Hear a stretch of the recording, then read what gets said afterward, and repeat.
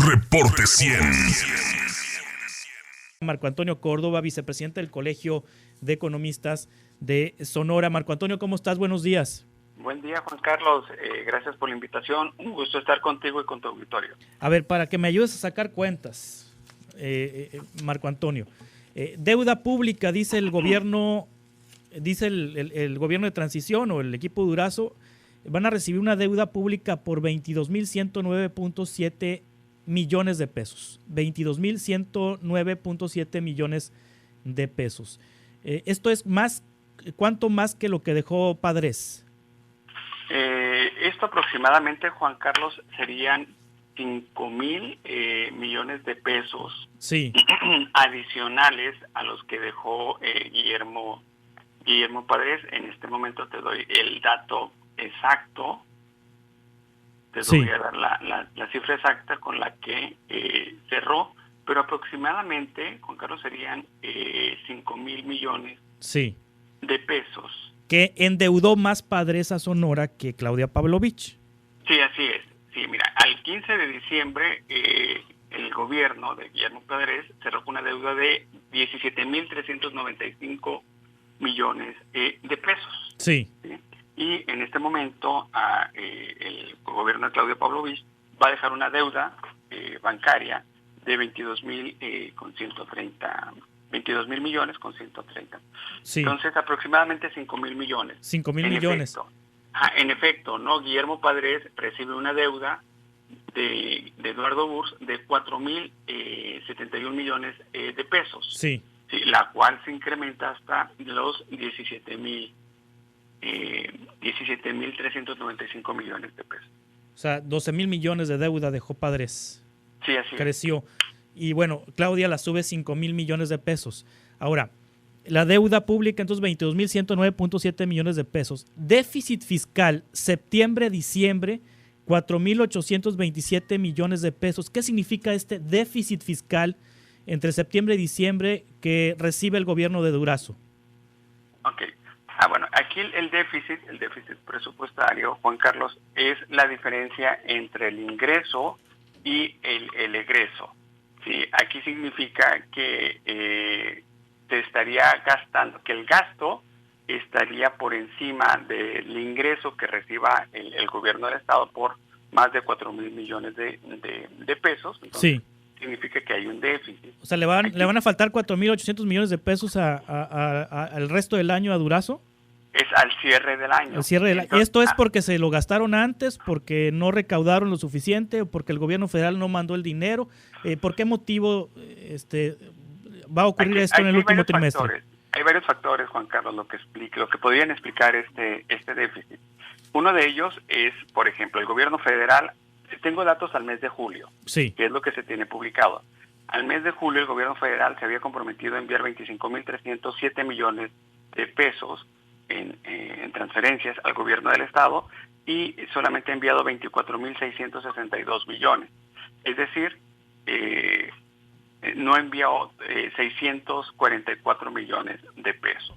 Y entonces, en cierta parte, pues aquí hay un faltante, ¿no?, por parte del gobierno federal. Sí. Una situación que ha prevalecido en las finanzas públicas del gobierno, de los gobiernos estatales aquí en Sonora, es que tiene un alto grado de dependencia del financiamiento de deuda de corto plazo.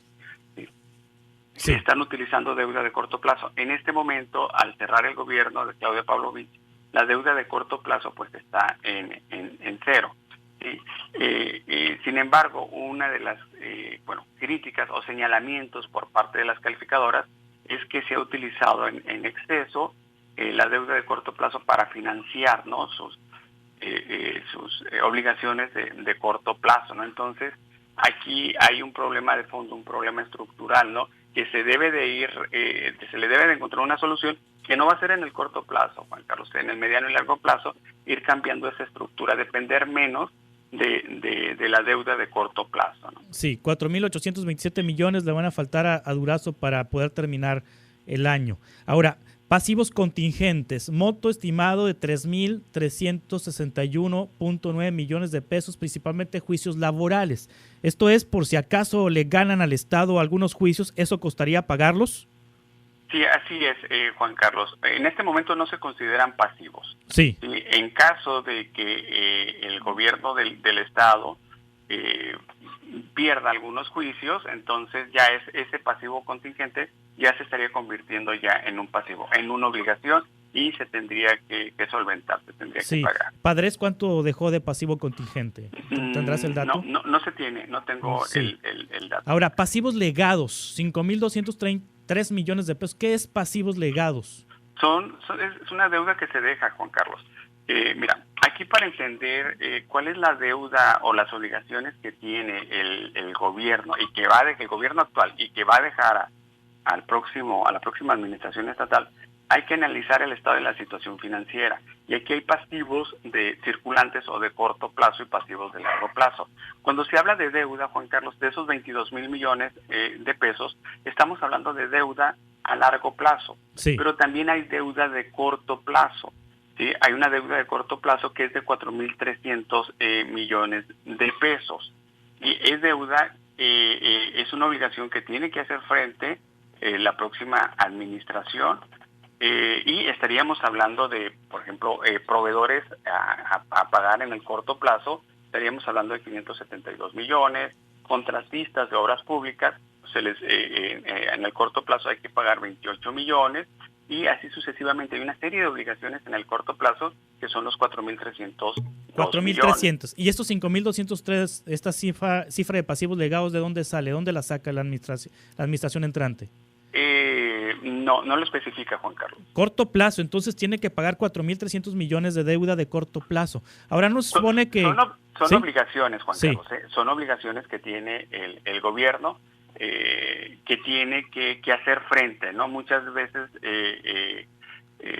puede negociar esa deuda de corto plazo, pero también hay que ver por el lado de activos, que por ahí tiene 3.333 millones de pesos para hacer frente a esos 4.000. Aquí, desde el punto de vista financiero, la crítica es que el pasivo de corto plazo o de corto plazo es mayor que el activo. Sí. Bueno, también dice, abasto de medicamentos, Istezón en 2021 programó adquirir medicamentos por 528 millones de pesos. A la fecha solo el 39% ha sido adquirido. La Secretaría de Salud le adeuda 236.3 millones de pesos al INSABI, que a su vez no permiten la transferencia de recursos al Estado por 461 millones de pesos. El Istezón adeuda 128 millones de pesos por compra de medicamentos. O sea, estas son deudas también de corto plazo, lo del INSABI y del Istezón, me imagino, ¿no? Sí, así es, son obligaciones que tiene están dentro de los 4.300 que me mencionas, ¿verdad? Así es, Juan Carlos, son obligaciones que tiene el gobierno del Estado, en este caso con organismos federales, los cuales se tienen que gestionar, pues ahora sí que en los próximos meses para dar solución.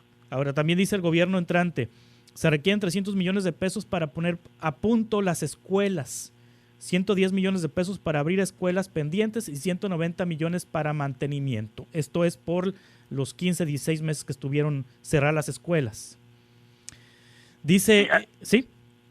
Sí, así es, Juan Carlos. Entonces, bueno, aquí se le podría solicitar al gobierno federal que envíe esos 644 millones de pesos que no ha enviado, que se comprometió a enviar, aquí el dato es al mes de julio, y que no han llegado. Entonces se le puede solicitar, ¿no? Y hacer la gestión pertinente con el gobierno federal para que envíe los recursos para hacer frente a las necesidades aquí de las escuelas. Seguridad Pública, adeudos por más de 500 millones de pesos, contrato del C5I y proveedores diversos. Estos 500 están dentro de los 4.300 que me mencionas, me imagino, ¿verdad? Sí, así es, Juan Carlos. Sí, 500 millones en la Secretaría de Seguridad Pública. Luego dice SIDUR tiene 437 obras públicas en proceso, con un monto de inversión de 1.280 millones, promedio de avance físico 56%, promedio de avance financiero 46%, es decir, va a faltar ese dinero para completar estas obras. También que hay déficit en la operación de organismos operadores de agua. Guaymas y San Carlos, 114 millones de pesos. Empalme, 21 millones de pesos. Cananea, 43 millones de pesos. A los concesionarios del transporte les deben 39 millones de pesos, dicen estas gráficas. En resumen, Marco Antonio, ¿quién deja mejor las finanzas? ¿Padres a Claudia Pavlovich o Claudia Pavlovich a Alfonso Durazo?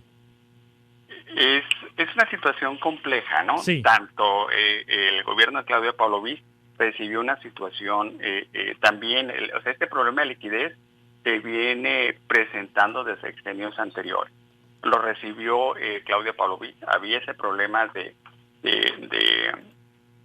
financiar el gasto público en el corto plazo. Sí.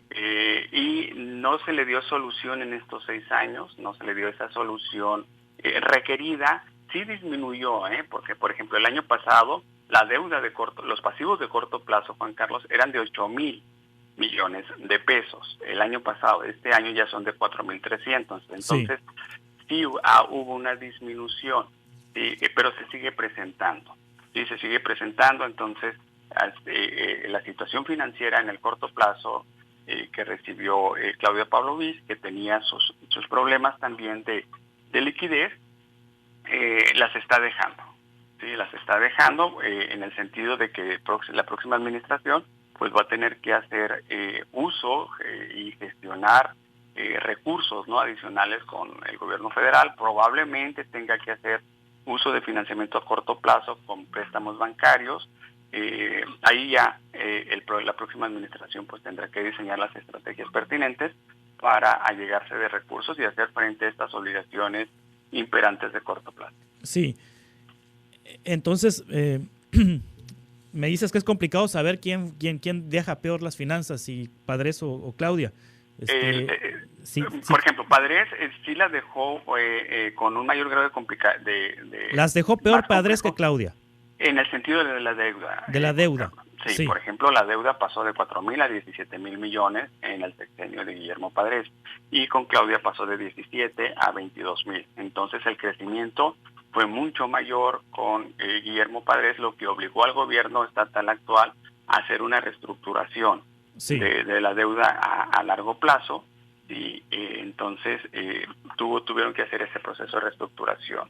Sí. Entonces, si lo vemos así, en deuda fue más complejo. La situación que dejó Guillermo Padres es más compleja a la que está dejando actualmente. Ahora, deuda de corto plazo, es decir, Padres le heredó deuda de corto plazo a Claudia y Claudia le va a heredar a Alfonso Durazo. ¿Quién heredó más deuda de corto plazo? ¿Padres a Claudia o Claudia a Durazo? Está dejando, en este momento está dejando más Claudia Pavlovich. De corto plazo. ¿No? En el corto plazo, las obligaciones. Sí. Y las obligaciones que se tienen, bueno, son de mayor cuantía.